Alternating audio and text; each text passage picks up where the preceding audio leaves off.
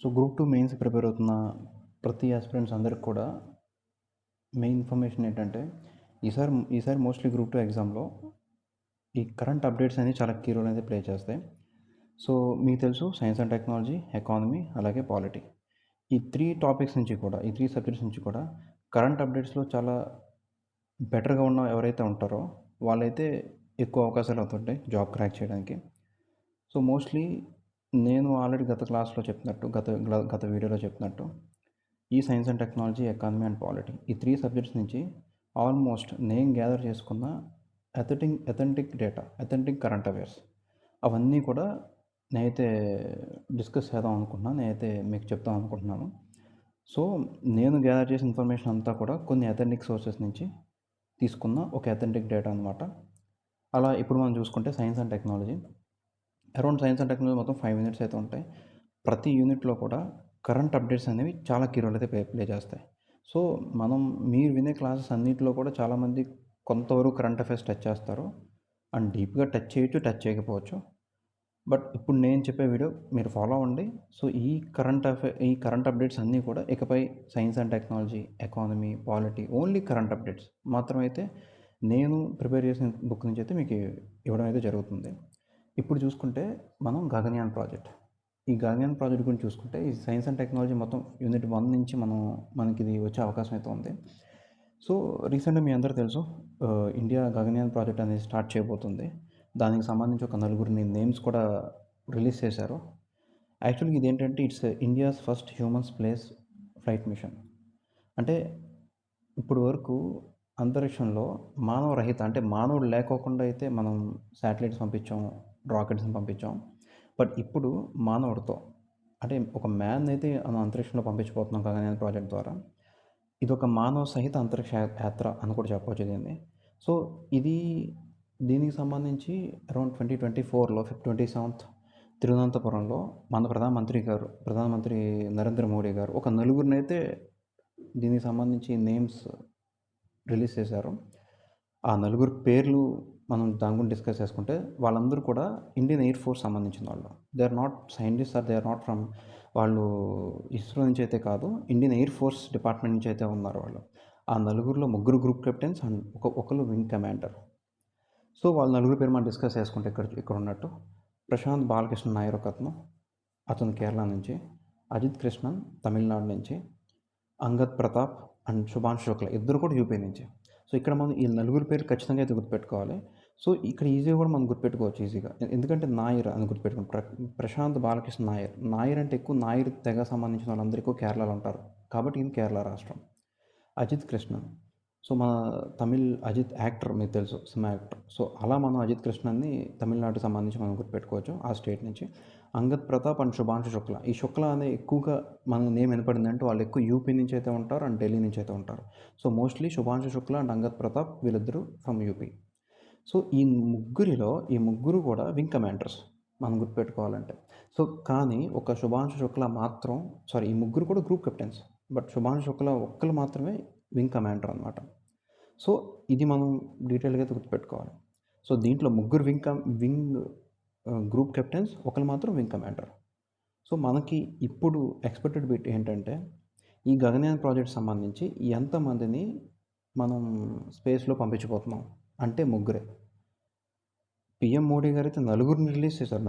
నలుగురిని నేమ్స్ అయితే రిలీజ్ చేశారు. బట్ ఈ నలుగురిలో ఒకరు స్టాండ్ బైగా ఉంటారు, ముగ్గురు మాత్రం మనం స్పేస్ పంపించబోతున్నాం.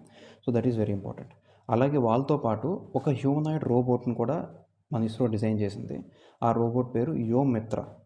మనం ఇది ఏంటంటే మనం ఇండియా నుంచి స్పేస్లోకి వెళ్ళే వాళ్ళని వ్యోమగాములు అంటాం కదా, అలాగే అదే పేరుతో వచ్చేటట్టు వ్యోమిత్ర అనే ఒక రోబోట్ అనేది స్పెషల్గా డిజైన్ చేసింది ఇస్రో ఓన్లీ ఈ ప్రాజెక్ట్ సంబంధించి.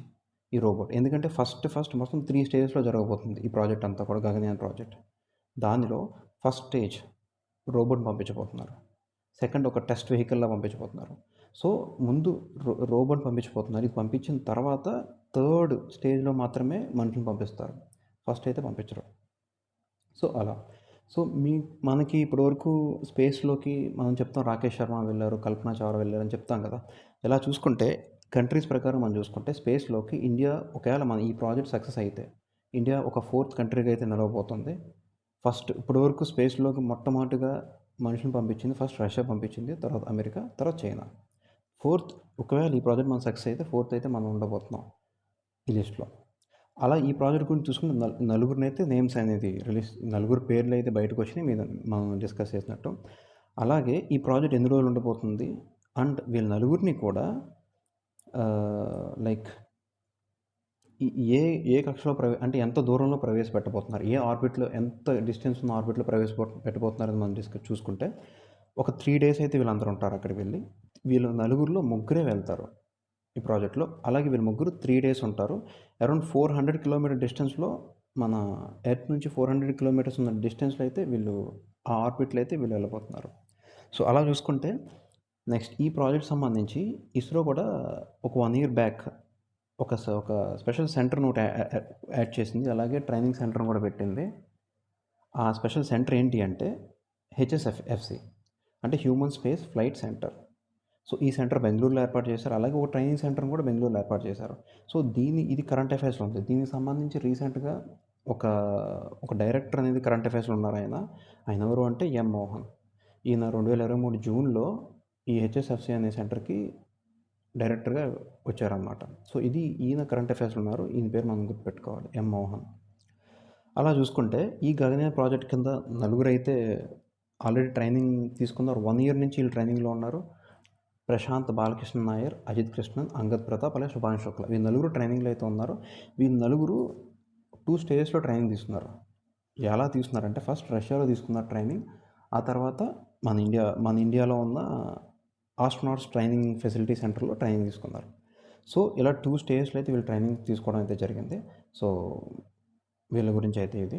అండ్ ఇంకా మనం దీని గురించి డీటెయిల్‌గా డిస్కస్ చేసుకోవాలంటే ఈ గగన్యాన్ ప్రాజెక్ట్ సంబంధించి మనుషులు అంటే దీంట్లో వెళ్ళబోయే వ్యోమగాములు ఎస్కేప్ అవ్వడానికి, వాళ్ళు సేఫ్‌గా ఉండడానికి కూడా రీసెంట్‌గా ఇస్రో ఒక టెస్ట్ అనేది చేసింది.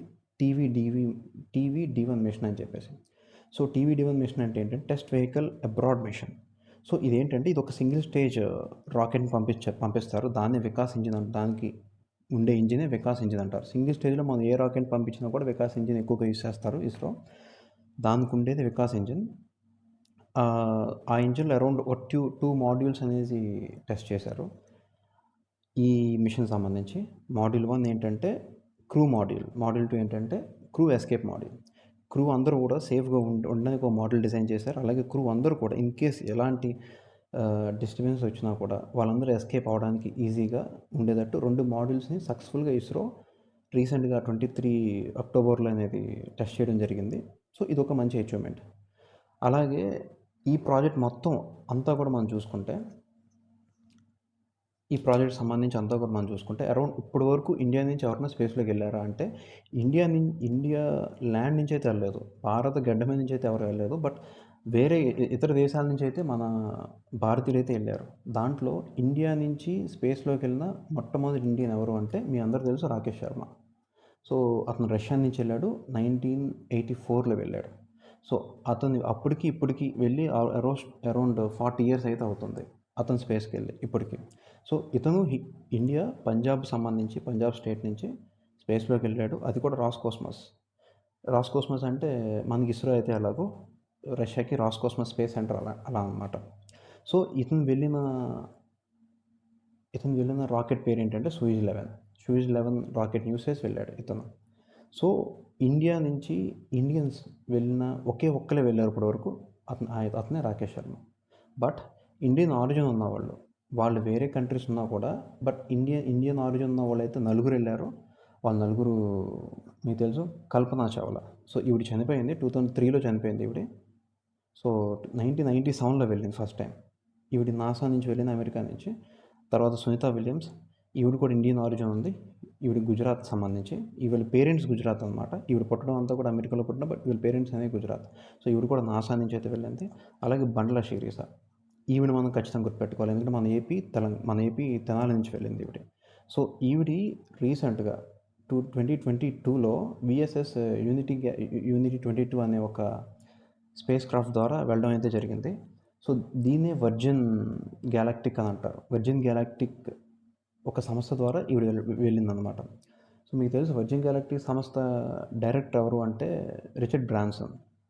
సో ఒక మంచి ఆంటర్‌ప్రెన్యూర్ అనమాట ఆయన.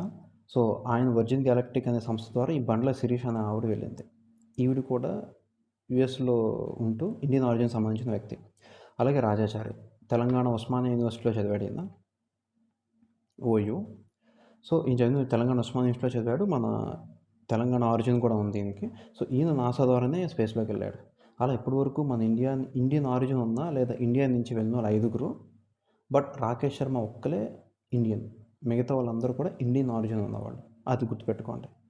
సో, నెక్స్ట్ వచ్చేసి ఒకవేళ నెక్స్ట్ మన గగనయాన్ ప్రాజెక్ట్ సక్సెస్ అయిన తర్వాత వీళ్ళ నలుగురిలో ఒక ముగ్గురైతే ఈ లిస్ట్‌లో అయితే చేరబోతున్నారు ఇండియా నుంచి. సో, ఈయన రాకేష్ శర్మ ఇండియా నుంచి అయితే వెళ్ళల. ఇండియా నుంచి ఎంతమంది స్పేస్‌కి వెళ్ళారు అని మనం అనుకుంటే ఒక్కళ్ళు కూడా వెళ్ళలేదు.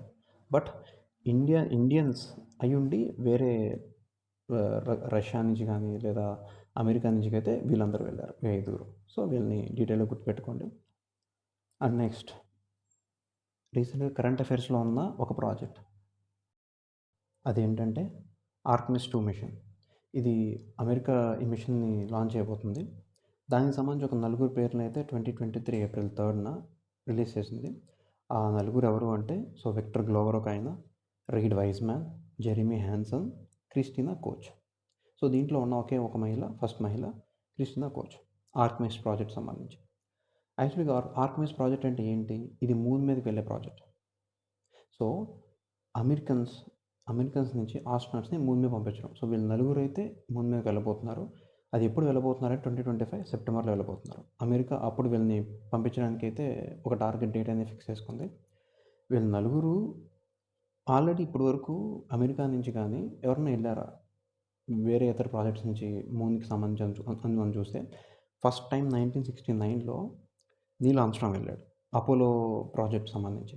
అలా 1969 నుంచి 1972 వరకు వీళ్ళు అపోలో ప్రాజెక్ట్‌ని లాంచ్ చేయడం అయితే జరిగింది. వాటిలో కొన్ని సక్సెస్ అయినాయి, కొన్ని ఫెయిల్ అయినాయి కూడా. ఇప్పుడు రీసెంట్‌గా 2022లో ఆర్కిమిస్ 1 ప్రాజెక్ట్ కూడా స్టార్ట్ చేశారు. ఓరియన్ రాకెట్ ద్వారా ఆర్కిమిస్ 1 అనేది. ఇప్పుడు ఆర్కిమిస్ 2 లాంచ్ చేయబోతున్నారు. ఈ ఆర్కిమిస్ 2 అనేది మానవ సహిత అంటే మనుషులతో పాటు మనుషుల్ని మూన్ మీదకి పంపించడం అనమాట.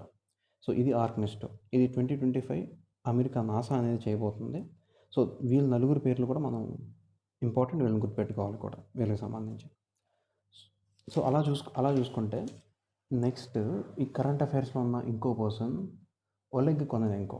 ఈయన రీసెంట్‌గా అయితే కరెంట్ అఫైర్స్‌లో ఉన్నాడు. ఈ 2024లోనే కరెంట్ అఫైర్స్‌లో ఉన్నాడు.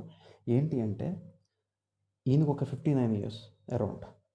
59 ఇయర్స్ ఏజ్‌లో స్పేస్‌కి అరౌండ్ 5 టైమ్స్ వెళ్ళాడు ఇప్పటివరకు ఈయన. రీసెంట్‌గా 2023 సెప్టెంబర్లో కూడా వెళ్ళాడు స్పేస్‌కి. అండ్ ఈయన ఎక్కడికి వెళ్ళాడంటే ఇంటర్నేషనల్ స్పేస్ స్టేషన్ అని చెప్పేసి స్పేస్‌లో మన వాళ్ళందరూ కలిసి కన్స్ట్రక్ట్ చేసిన ఇంటర్నేషనల్ స్పేస్ స్టేషన్‌కి ఈయన వెళ్ళారు. అక్కడి నుంచి ఒక 1 ఇయర్ పాటు స్పేస్‌లో ఉండబోతున్నారు ఈయన. 2023 సెప్టెంబర్ నుంచి 2024 సెప్టెంబర్ వరకు. సో, ఈ 1 ఇయర్‌లో ఈయన ఒక 2 రికార్డ్స్ అనేది బ్రేక్ చేశారు ఇప్పటికి. ఆ రికార్డ్స్ ఏంటంటే స్పేస్‌లో ఎక్కువ కాలం గడిపిన వ్యక్తి ఈయనే. ఒలెగ్ కొనెనెంకో రష్యా నుంచి. రాస్కోస్మస్ నుంచి వెళ్ళాడు ఈయన. సో, ఇంకో రికార్డ్ ఏంటంటే స్పేస్‌లో 1000+ డేస్ అరౌండ్ 1100 డేస్ వరకు అయితే ప్రెజెంట్ ఇంకా ఉన్నారు స్పేస్‌లో ఆయన.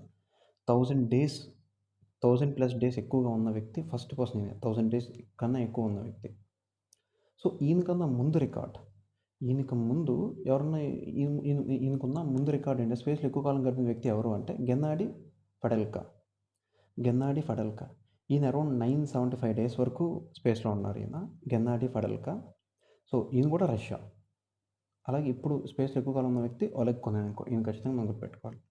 అలాగే అరబ్ నుంచి ఒక మహిళ రీసెంట్ కరెంట్ అఫైర్స్‌లో 2023లో first Arab women Rayyanah Barnawi. So, Rayyanah Barnawi Saudi Arabia సంబంధించి ఒక మహిళ.